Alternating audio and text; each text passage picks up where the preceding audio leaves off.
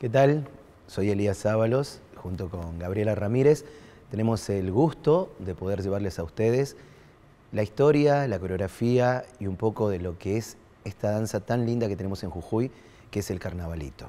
Hablar del carnavalito es hablar de la fiesta, es hablar de la alegría, es hablar de la unión y sobre todo del agradecimiento que hacemos aquí en Jujuy a nuestra madre tierra en esta época tan importante que es la época del verano, que es la época donde uno cosecha, donde uno agradece lo que la tierra ha dado a través del trabajo que con nuestras manos, con nuestro sacrificio hemos hecho en estos tiempos que vienen para poder compartir y festejar entre todos.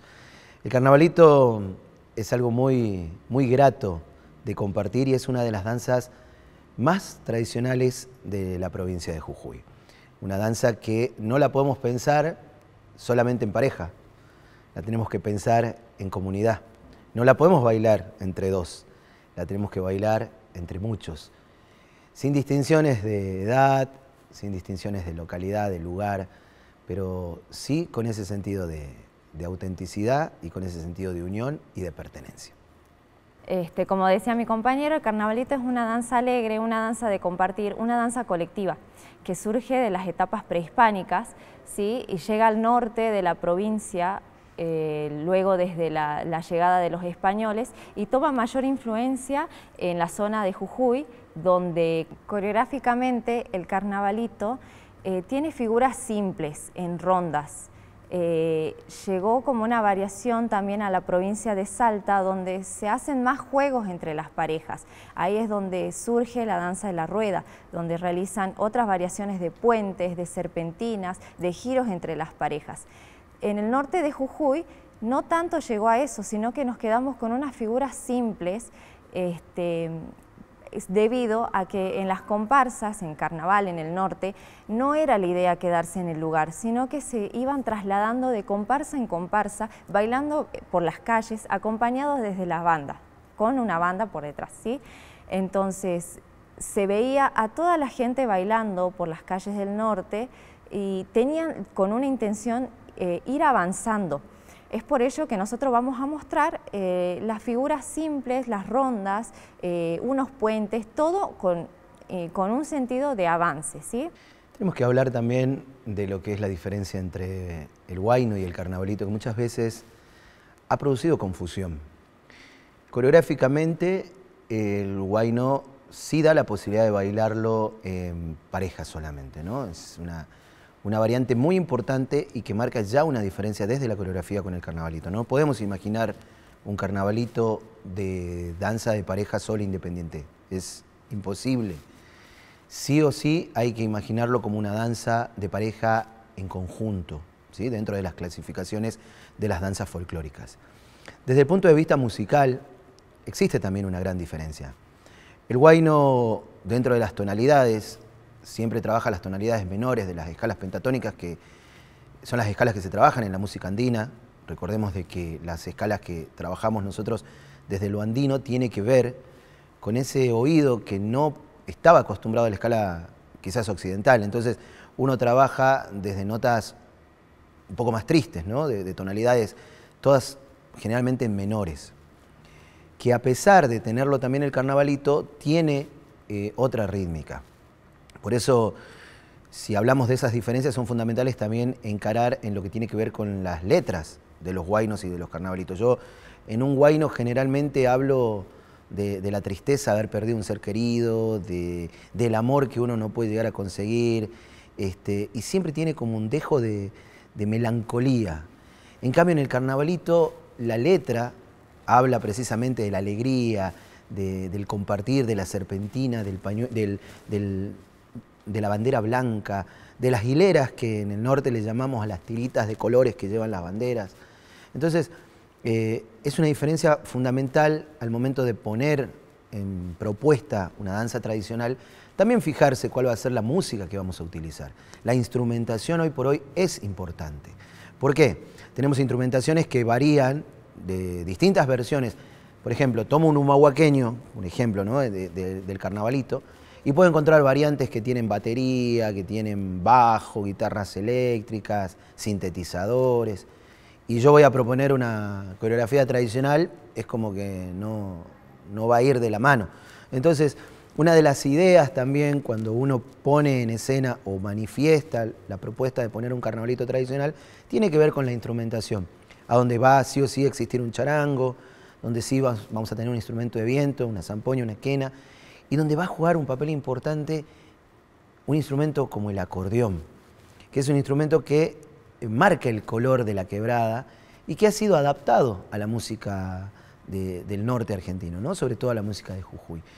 Eso es algo muy importante y que debemos tener en cuenta cuando uno va a poner en puesta en escena una danza en formato tradicional.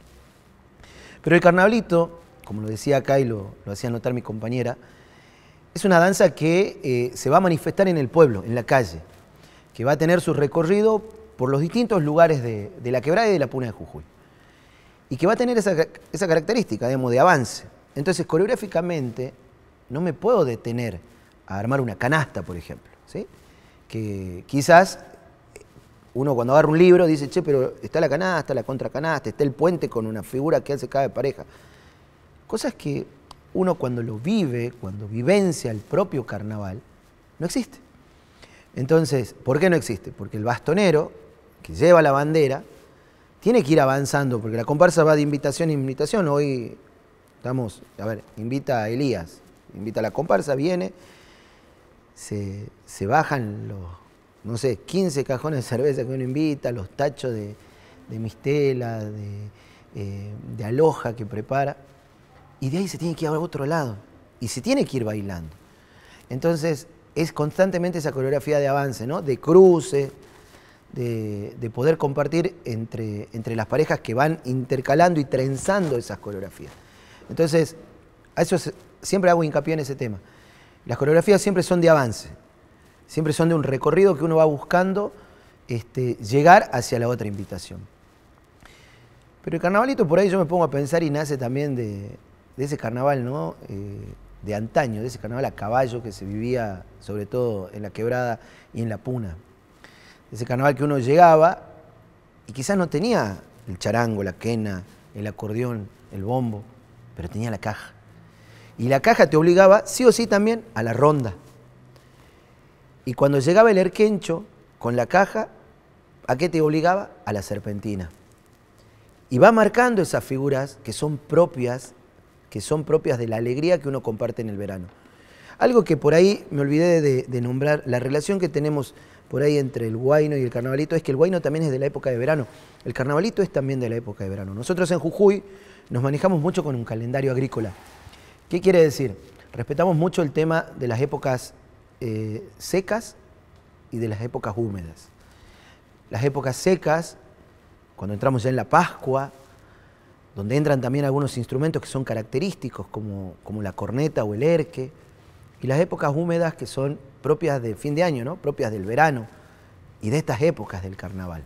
Entonces, eso es importante tener en cuenta, porque el habitante de la quebrada y de la puna respeta mucho eso. Se van a dar cuenta de que cuando llega el miércoles de ceniza, el habitante de la quebrada y de la puna guarda su caja, guarda su anata, se saca el talco, el papel picado y entra en la semana que empieza la Cuaresma. Entonces cambia también, ¿no?, la actitud, cambia su forma de ver esa cosmovisión de la vida. Decían los abuelos, solamente el carnaval dura 5 días. Se desenterraba el sábado, se seguía el domingo, lunes, martes de chaya, se despedía y el miércoles se terminaba. Ya dirá el carnavalito, domingo, lunes y martes, miércoles se ha de acabar. Entramos en la Cuaresma, las almas hay que curar, ¿no?, decían la copla. Entonces, es importante recalcar eso.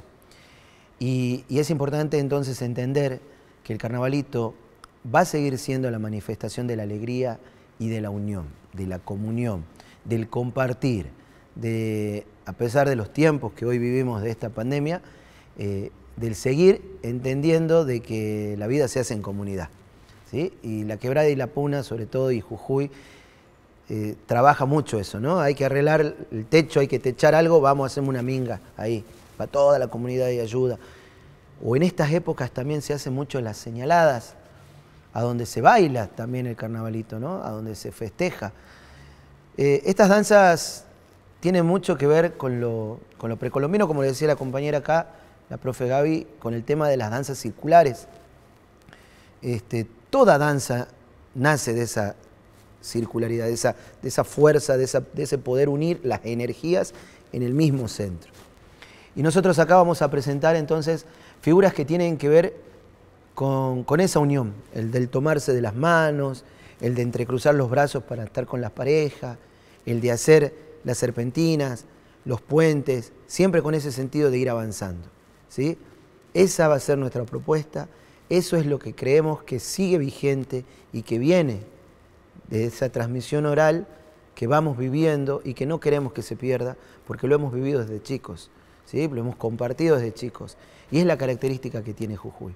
Es lo que les queremos proponer, es esta versión tradicional de lo que se comparte y de lo que se vive en Jujuy. Hay mucho para hablar, desde las instrumentaciones también, desde cómo musicalmente se han ido cambiando las bandas, desde cómo han ido teniendo presencia por una cuestión de sonoridad los instrumentos de metal, donde han empezado a aparecer las trompetas, los trombones, donde han empezado a aparecer los redoblantes, y empezó a dejar un poquito de lado la quena, el acordeón, el bombo, por una cuestión de sonoridad, pero que debemos entender que debe seguir vigente la esencia, que debe seguir vigente eso que tiene que ver más que nada con lo que manifiesta el hombre desde su sentimiento, y de entender que son estos días a donde puede, con esa imagen del diablo alegre, ¿no? Con esa imagen no del diablo de la maldad, de ese diablo que sale a hacer daño, de ese diablo que busca lo dañino, sino del diablo de la alegría, de lo pícaro, de la sonrisa. Tratar de entender de que la cosmovisión andina nos permite estos días no entrar en un libertinaje, sino olvidarnos quizás de los pesares que por ahí uno tiene y dejarse llevar por la alegría de estos días de carnaval. Antes, mis abuelos preparaban la mejor ropa, el mejor poncho, el mejor sombrero para estos días, porque eran días de fiesta.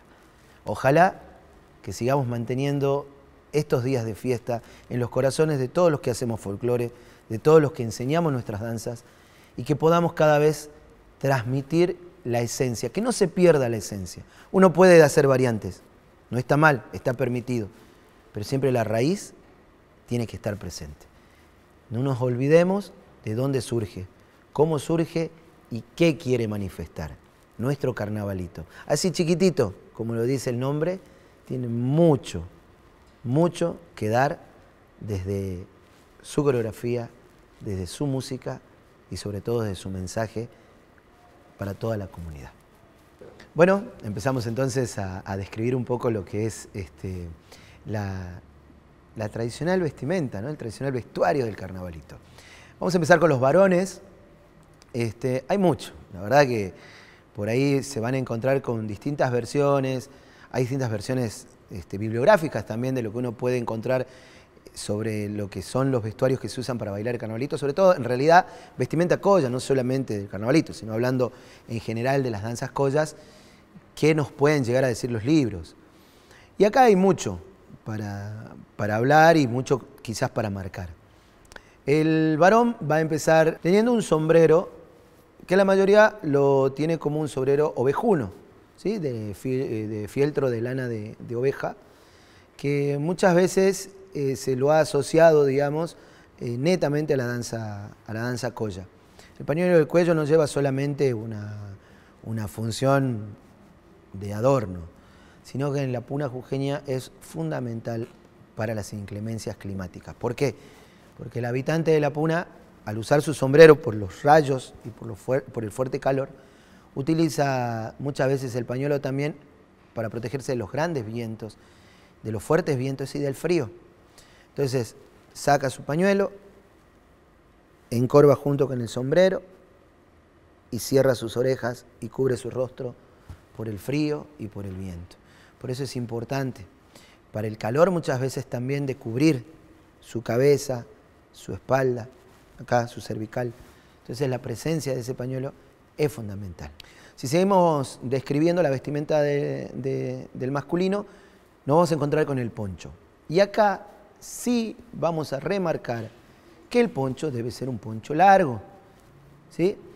¿Por qué? Porque la idea del poncho corto fue también como un imaginario que se fue trasladando en el tiempo, que en algunos lados se sistematizó, se puso incluso en libros. Pero yo siempre digo, hay que llegar al pensamiento popular. A ver, yo estoy en plena Quebrada Humahuaca o en plena Puna Jujeña. Si tengo un poncho de la cintura para arriba, ¿qué me puede abrigar, digamos? ¿Qué me puede llegar a tapar? Por eso generalmente los ponchos sí son largos, de la cintura hacia abajo, generalmente hechos de hilo de llama, tejidos en telar. En algunos casos, cuando hay un mayor poder adquisitivo, pueden ser hasta de vicuña. No hay ponchos hechos de lana de oveja, eso es importante marcar, sí de lana de llama. Y después industrializados están estos que son de lana peinada, ¿sí? Yo lo estoy usando en este momento al revés, pero son hechos de lana peinada. Los muestro un poquito ahí a cámara. Algunos lo usan de este lado, ¿sí? Son lana peinada, y más rústico está de este otro lado, ¿sí? Estos son los que uno encuentra generalmente cuando busca vestuario colla. No está mal usarlos. Lo importante es remarcar cuál es el largo, ¿sí? Que sea de la cintura hacia abajo. Luego vendrá el pantalón de barracán, que también no sé de dónde sale el imaginario de que tiene que ser cortito. Capaz que después llega a pasar como nos pasa ahora con los chicos que nos van a colaborar con la danza dentro de un rato, que bueno, los chicos crecen, ¿no? Tener pantalón de cuando tenía 11, 12 años y capaz de cintura te va, pero el largo va achicando. No es necesario, no es ley obligatoria que sea corto, ¿sí? Al contrario, mientras más largo sea, del tobillo un poquito para arriba, mejor. Entonces, siempre tratando de marcar, de no ridiculizar la vestimenta del colla. Será importante la faja, que las fajas tradicionales son tejidas en telar, hechas también a mano, tradicionales, que en algunos casos en el norte suele usarse mucho la faja de labor. ¿Cuál es la faja de labor? La que los abuelos usaban cuando iban a trabajar al campo, ¿sí? Se ponían la faja en la cintura y tenían una faja que solían usar en las fiestas y la faja esta de labor, que era para el trabajo. Luego vendrá la chuspa, esa chuspa que alberga la coca, que alberga esa hoja que ayuda a la persona de la Quebrada y de la Puna a estar en las jornadas calurosas o frías, llevando adelante su rebaño, su trabajo, su arado, toda esa cotidianidad que vive él acompañado de esa hoja de coca, que guarda celosamente en su chuspa, con su bica, con su yista. Luego la media, que hoy en día se usa media. Años antes se usaba el carpacho. ¿Cuál es el carpacho? El carpacho es similar a la media o aquellos tipo guanteletes, que muchos capaz hemos visto esos guantes que solamente tienen el dedo pulgar. Bueno, el carpacho es similar, pero para el pie. Entonces, va a cubrir todos nuestros 4 dedos del pie y nos va a dejar solamente el dedo gordo. Eso es el carpacho. ¿Por qué va a decir, che, pero por qué no puedo usar una media común? Porque el habitante de la Puna usaba antes la hojota. Entonces, ahí a donde deje el carpacho el lugar para el dedo gordo, ¿sí? Ahí va la quiña. La quiña es la tirita de la hojota. Entonces, si no tenemos carpacho, que se puede conseguir en algunas personas acá en Jujuy, todavía algunas abuelas lo tejen porque eso se arma, usan la media común de lana. Y después llegamos al tema de cuál es el calzado, que es ahí donde se arma la discordia, ¿no? Porque tradicionalmente, para la danza jujeña, vamos a usar la hojota, que es diferente a la barca, ¿sí? Una cosa es la hojota jujeña y otra cosa es la barca. Vamos a hablar de la barca primero. La barca es aquella que tiene las tiras cruzadas y que deja la posibilidad de tener la comodidad del pie completo. Entonces la barca nos cruza sobre el empeine del pie. Y la barca tiene la característica de tener muchas veces en la suela cámara de vehículo, cámara de neumático. Pero es un calzado netamente andino de la zona de Bolivia, ¿sí? No es tanto de la zona de Jujuy. En Jujuy se usa más la hojota, que es la que estamos viendo acá, que tiene el alumno. Esta hojota, que está armada de suela y que, como yo les decía hace un rato, tiene la quiña y la talonera, ¿sí? Obviamente, siempre lleva doble suela o puede tener quizás la planta de rueda de neumático para soportar el tema de las piedras, pero la forma es totalmente diferente a la de la barca. Vamos a comenzar también de arriba para abajo, como hizo mi compañero, sobre el vestuario de las mujeres. En cuanto al sombrero, es exactamente como dijo él, es válido para el tema de las competencias. El sombrero, como decían, de oveja. Las mujeres, el pañuelo también tiene bastante importancia para las damas. Se puede encontrar actualmente que las mujeres utilicen un pañuelo ya sea de seda, con unos estampados, unos colores muy lindos, o bien de algodón. Pero en este caso las mujeres no lo van a usar sobre el sombrero, sino que lo van a usar directamente sobre la cabeza y va a ser agarrándose las trenzas y ataditos hacia atrás. Tiene la misma intención, ya que en el norte hay mucho viento, hay mucho sol, entonces las mujeres todas los van a usar. Las trenzas son dos trenzas comunes, ¿sí? De un lado del otro, acompañadas por unas tulmas, ¿sí? Que van entrelazadas entre las trencitas. Las mujeres llevan una camisa que, de acuerdo a la época del año, puede ser tanto mangas cortas como mangas largas, en telas de algodón, y en sus vuelos van acompañadas con unas puntillas de algodón, ¿sí? No de colores, simplemente algodón. Llevan unos rebozos tejidos que van desde el hombro izquierdo y caen hacia la derecha. Estos rebozos generalmente van adornados con unas florcitas tejidas, ¿sí? ¿Qué más lleva la dama? Una faja en la cintura que no va envuelta como tiene el gaucho por alrededor de la cintura, simplemente va atada y va con un nudito atrás, con un moño que acompañe una caída, ¿sí? Luego una pollera, que la pollera, como decía mi compañero, también puede ser de la tela de picote, y actualmente a veces es muy difícil conseguir esta tela. Si bien también para que sea más tradicional, para que sea más vistoso como era antes, se puede conseguir también una tela de oveja y esta teñirla, ¿sí? Lleva otro proceso. A la pollera también le acompaña por abajo una enagua, ¿sí? Que decían las abuelas que si la enagua sobresale con sus puntillitas significaba que estaba buscando pareja. Bien, puede ir con las puntillitas un poco sobresalida la pollera o no. La pollera no lleva, acá quiero recalcar, no va a llevar tantas cintas como se ha visto en otros lados, cintas alrededor de la pollera adornando. Simplemente un bordecito abajo, ¿sí? De una cintita de color o bien de algodón. El largo de la pollera es importante también aclarar de que tiene que ser larga, porque si al varón le decimos de que está todo abrigado, tiene poncho, tiene pantalón de barracán, todo largo, la mujer no debe llevar una pollera corta, estamos hablando de las mismas temperaturas, del mismo lugar. Por lo tanto, repito, la pollera de la mujer también debe ser larga, también debe llegar casi hasta el tobillo, ¿sí? O un poco más arriba, con una forma de campanita, ¿sí? No lleva vuelos ni tabla, nada, sino que va a caer simplemente una campana. La dama también va a llevar, al igual que el varón, las medias y las hojotas. La mujer también va a tener una chuspa que lo va a cruzar desde el hombro derecho al izquierdo, porque recordamos que el rebozo está del otro lado, ¿sí? Entonces, para poder sacar su coca también, su pañuelo, lo que llevara del lado izquierdo. Tradicionalmente, comúnmente lo vemos así.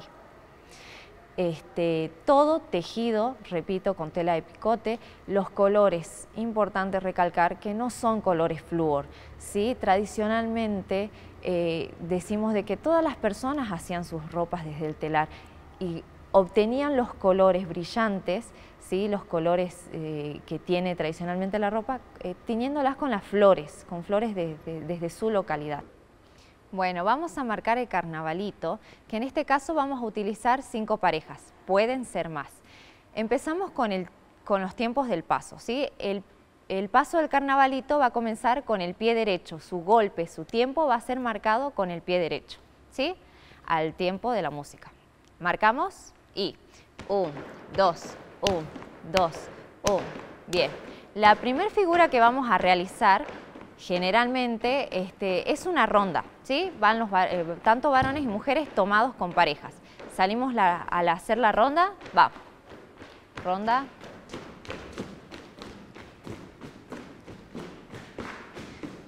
La primer pareja, en este caso, formó una diagonal para poder hacer un puente. La pareja que guía siempre va a ser la que está al frente. Vamos.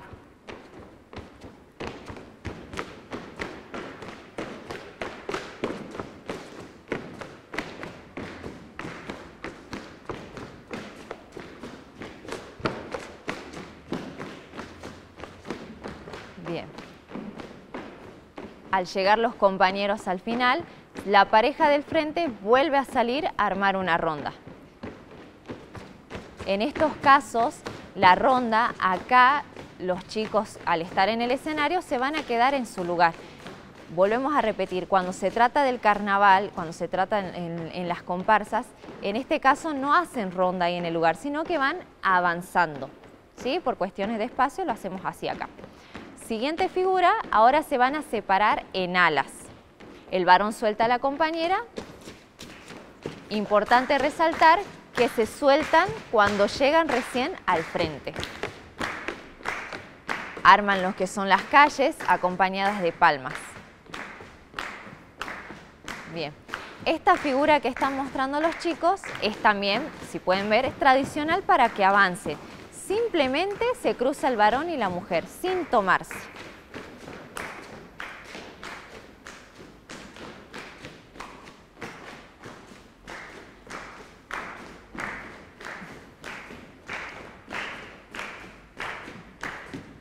Una vez terminada el cruce, vuelve a salir la pareja principal, ¿sí?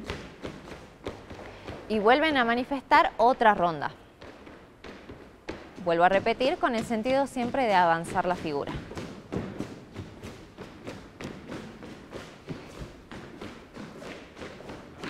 Bien, el varón lo que puede hacer ahora es cambiar a la pareja, ¿sí? Al otro brazo. ¿Con qué sentido lo hace esto? Lo hace para poder tener su lado derecho libre y poder tomar a todos de la mano y poder armar una ronda. Se toman todo de las manos, realizan las rondas. Lo pueden hacer para un lado, para el otro lado.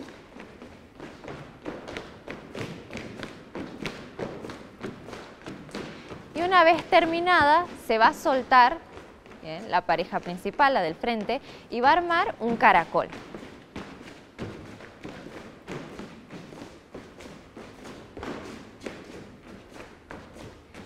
Va a entrar por el lado derecho, ¿sí? Va a desarmar del lado izquierdo.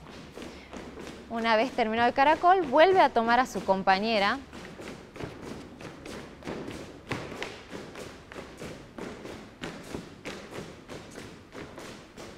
Vuelve a cambiar a su compañera de brazo para volver a la posición inicial. Y como última figura, ¿sí? Para seguir avanzando, porque recordamos en las comparsas no se quedan quietos, tienen que ir avanzando, va a realizar un puente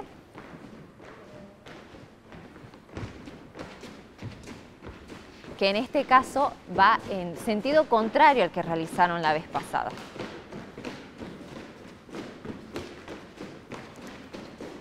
Vuelven a avanzar.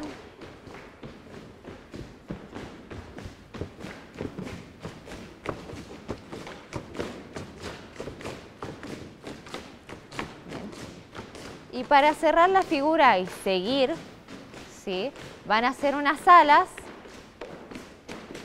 pero en este caso ya no van a realizar una figura de cruce, sino que simplemente van a buscar a su compañera y van a avanzar. Acá más o menos mostramos cómo avanzan ya las parejas, ya bailaron un poco en el lugar y siguen avanzando hacia la siguiente comparsa. Estas son las figuras tradicionales del carnavalito.